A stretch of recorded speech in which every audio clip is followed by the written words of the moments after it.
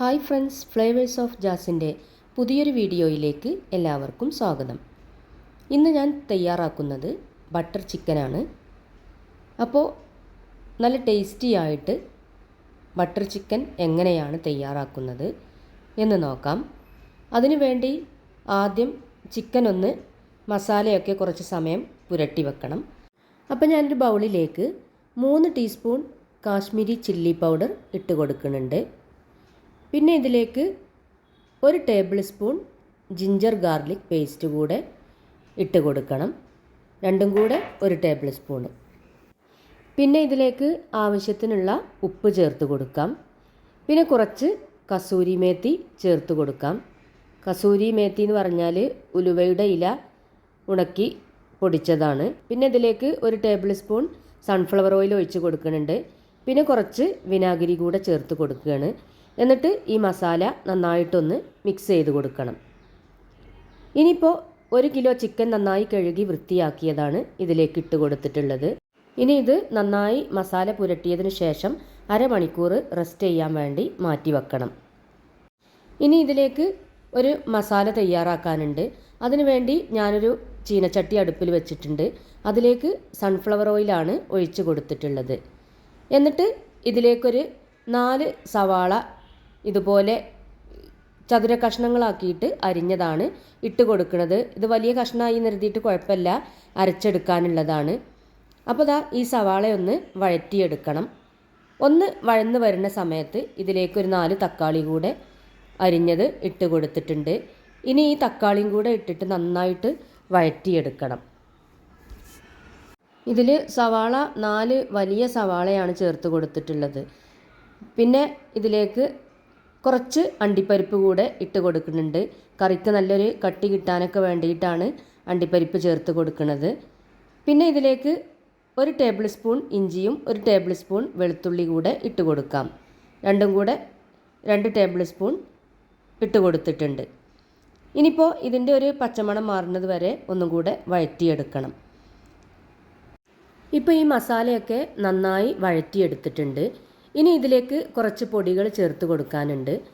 അപ്പോൾ ഇതിലേക്ക് കുറച്ച് കാശ്മീരി ചില്ലി, അത് ഞാൻ 2 ടീസ്പൂൺ കാശ്മീരി ചില്ലിയും 2 ടീസ്പൂൺ എരിവുള്ള മുളകും കൂടെ ചേർത്തിട്ടാണ് ഇട്ട് കൊടുത്തിട്ടുള്ളത്.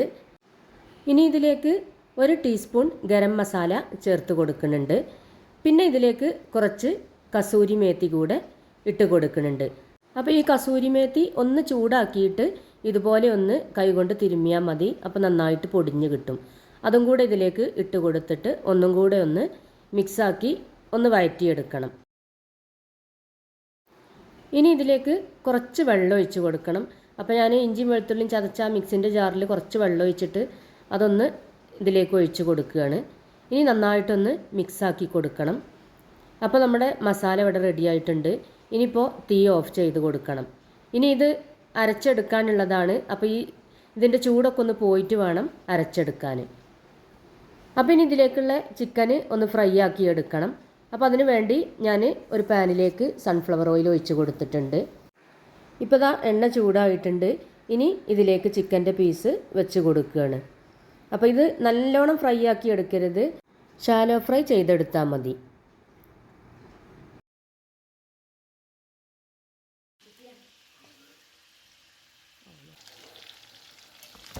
ഇപ്പോൾ ഇതിൻ്റെ ഒരു ഭാഗം ആയിട്ടുണ്ട്. ഇനി മറ്റേ ഭാഗം കൂടെ ഒന്ന് തിരിച്ചിട്ട് കൊടുക്കണം. ഇപ്പോൾ ഇതിൻ്റെ 2 വശവും ഫ്രൈ ആയി വന്നിട്ടുണ്ട്. ഇനി ഇതിൽ നിന്ന് കോരി മാറ്റാം. അപ്പോൾ ഇതുപോലെ ബാക്കിയുള്ളതും കൂടെ ഷാലോ ഫ്രൈ ചെയ്തെടുക്കണം. ഇനിയിപ്പോൾ കറി റെഡിയാക്കാൻ വേണ്ടിയിട്ട് ഞാനൊരു കടായി സ്റ്റൗവിൽ വെച്ചിട്ടുണ്ട്. ഇപ്പോൾ ഈ മസാലയൊക്കെ നന്നായിട്ട് തണുത്തിട്ടുണ്ട്. അപ്പോൾ ഇത് മിക്സിയുടെ ജാറിലിട്ടിട്ട് കുറച്ച് വെള്ളം ചേർത്തിട്ട് നന്നായിട്ടൊന്ന് അരച്ചെടുക്കണം. ഇനിയിപ്പോൾ ഈ അരച്ചെടുത്ത മസാല ഈ കടായിലേക്ക് ഒഴിച്ച് കൊടുക്കാം. ഇപ്പോൾ ഈ അരപ്പ് ഫുള്ളായിട്ട് ഈ കടായിലേക്ക് ഒഴിച്ച് കൊടുത്തിട്ടുണ്ട്.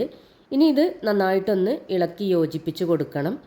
എന്നിട്ട് ഇതിലേക്ക് ആവശ്യത്തിനുള്ള ഉപ്പിട്ട് കൊടുക്കണം. ഉപ്പ് ഇതിലിട്ടിട്ടില്ല, അപ്പോൾ ആവശ്യത്തിനുള്ള ഉപ്പ് ചേർത്ത് കൊടുക്കുക. പിന്നെ ചിക്കനിൽ ഉപ്പ് പുരട്ടിയെടുത്തതാണ്. അപ്പോൾ ഇതിലേക്ക് ആവശ്യമായിട്ടുള്ള ഉപ്പ് മാത്രം ചേർത്ത് കൊടുത്താൽ മതി. ഇനിയിപ്പോൾ നന്നായിട്ടൊന്ന് ഇളക്കി യോജിപ്പിച്ചതിന് ശേഷം ഒന്ന് തിളപ്പിച്ചെടുക്കണം. അപ്പോൾ ദാ ഏകദേശം ഇത് തിള വരൽ തുടങ്ങിയിട്ടുണ്ട്. അപ്പോൾ ഇനി ഇതിലേക്ക് നമ്മൾ ഫ്രൈ ആക്കി വെച്ച ചിക്കൻ ഇട്ട് കൊടുക്കാം. ഇനി ഇത് നന്നായിട്ടൊന്ന് മിക്സാക്കി കൊടുക്കണം. പിന്നെ ഇത് അധികമൊന്നും വേവാനുണ്ടാവില്ല, കാരണം ചിക്കന് ഫ്രൈ ആക്കി എടുത്തതാണ്. അപ്പോൾ ഈ ചിക്കനിൽ ഈ മസാലയൊക്കെ ഒന്ന് പിടിക്കണ സമയം മതി. അപ്പോൾ പെട്ടെന്ന് തന്നെ റെഡിയായി കിട്ടും.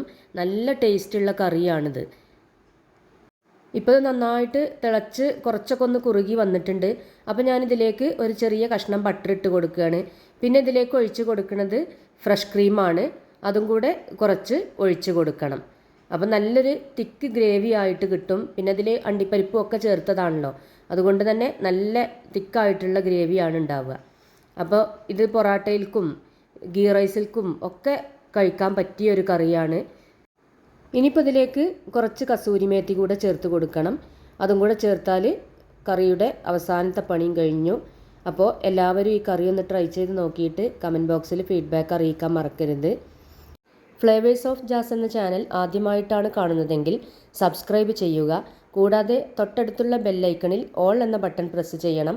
അപ്പോഴേ ഞാനിടുന്ന പുതിയ വീഡിയോസ് എല്ലാം നിങ്ങൾക്ക് നോട്ടിഫിക്കേഷൻസ് ആയി ലഭിക്കുകയുള്ളൂ. വീണ്ടും പുതിയൊരു വീഡിയോയുമായിട്ട് ഞാൻ വരാം, ഇൻഷാ അല്ലാഹ്.